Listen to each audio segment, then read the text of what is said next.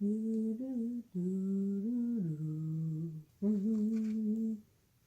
all you readers, writers, and potential Harry Potter fans out there.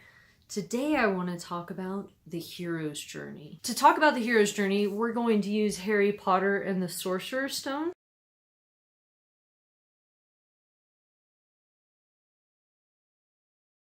The ninth stage of the hero's journey is the reward. So I think this also happens in The Man with Two Faces, maybe like a page later. But when Harry stands in front of the mirror and he wants to find the stone but not use the stone, then he gets the stone. It magically ends up in his pocket. So the reward is when the hero, usually if they survive this supreme ordeal, then they get what's coming to them. They get something of benefit. So because Harry was not greedy, was not selfish, he got the reward. He got the stone. But now that he has the reward, there's stage 10, which is the road back, which in most pieces this would, in a lot of stories, if there is a legitimate road back, it's not going to be this quickly. It's going to be separated a little bit more. But in Harry Potter and the Sorcerer's Stone, arguably there's not that much of the road back, or at least in this placement where it is in the hero's journey. The road back is that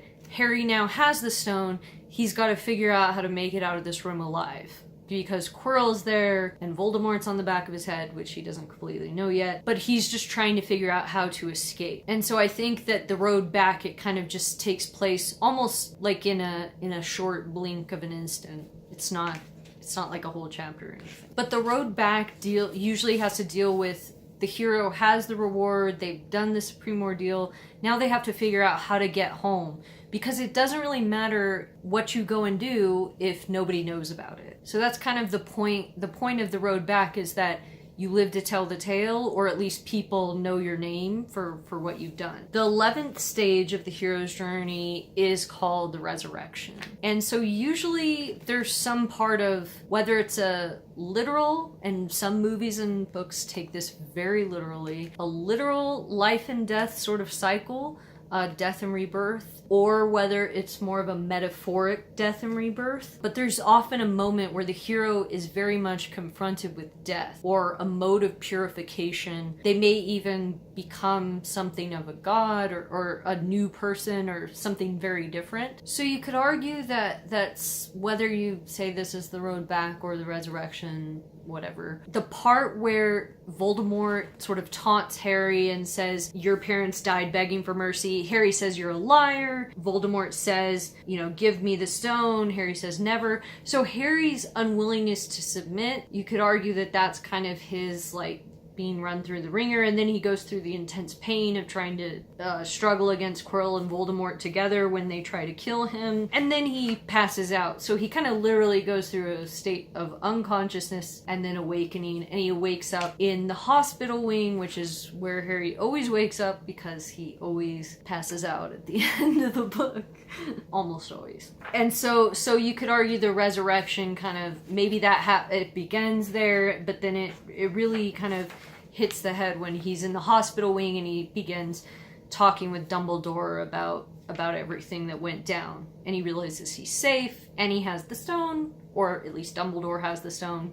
Anyway, Voldemort didn't get it. The 12th and final stage of the hero's journey is called Return with the Elixir. And so in this stage of the hero's journey, the hero has, gotten their reward, they've returned home, and they have that reward to improve their life and the people around them, and improve the status quo. So remember, we began in the ordinary world with the status quo, and now, because of the journey that the hero has been on, their world is going to be better because of it. When Harry returns from his journey, and the return in this case, it's not necessarily him going home to the Dursleys, it's more of him coming back from, going through the trapdoor and all those trials he went through. First of all, he learns a bunch of information from Dumbledore, so he kind of gains a lot of knowledge about his family, about the Mirror of Erised, etc., and that's a little bit of a mentor experience. But it's not me being a mentor.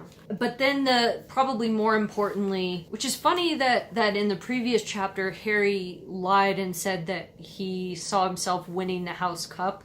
and that's what he saw in the Mirror of Erised. Even though he was lying to Quirrell at the time about that, that's actually what ends up happening. That's his sort of returning with the elixir, is that not only did he save the stone, he learned some stuff from Dumbledore, but Dumbledore gives him and his friends enough points so that they beat Slytherin and they win the House Cup for Gryffindor for the first time in a long time. Dumbledore be trolling. So Harry is able to win the House Cup, which he kind of predicted, which is weird, but he kind of will triumph over the others and improve the status quo and show that he came away with something, right? He showed good qualities, and Dumbledore rewarded him and his friends for their valor. So not only does it show that what Harry was able to accomplish mattered because it had real consequences in his world and brought him the acclaim of all his bros and everything, but it also allowed him to sort of beat his quote enemies,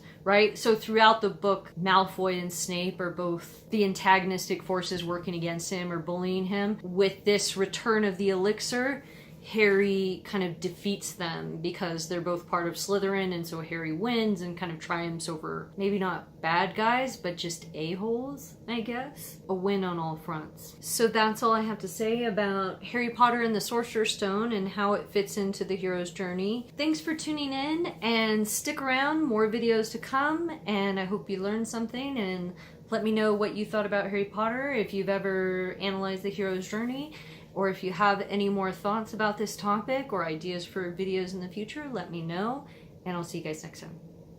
Bye.